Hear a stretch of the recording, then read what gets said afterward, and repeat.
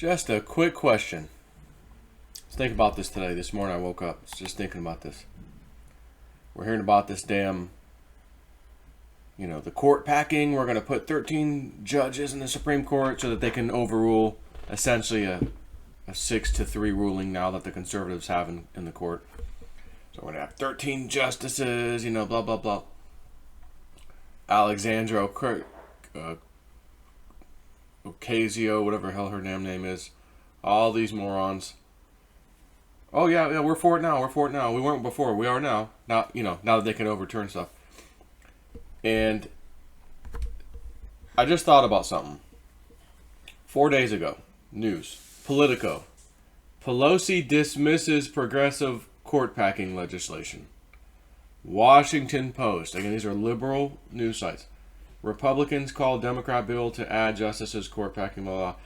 House Speaker Nancy Pelosi said she has no plans to bring it to the floor.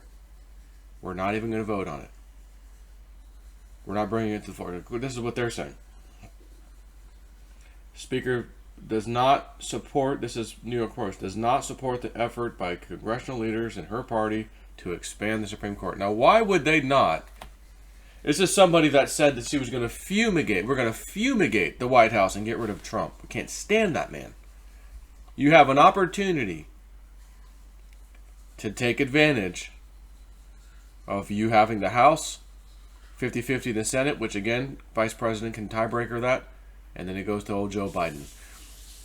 Why is Nancy Pelosi not taking advantage? If these people are really in power and really in control, why would they not do something so simple, so obvious, to get all the power in the world? They would have the House, essentially the Senate, because of the Vice President, the Congress, so the whole Congress, the White House, and the Supreme Court. They could do this.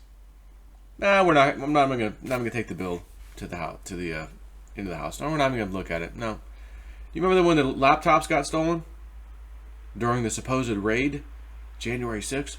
Her laptop got stolen. You don't think maybe there's some stuff on there in some other people's laptops, some of her Democratic friends, that maybe is implicating her in some major crimes. And the good guys have it, and they're letting them play this little game. You can do that, but you can't do that. No, you're not going to do that. By the way, where's James Comey? Where's Peter Strzok? Where's Lisa Page? Where's any of these people that should be back in power? Well, they're not.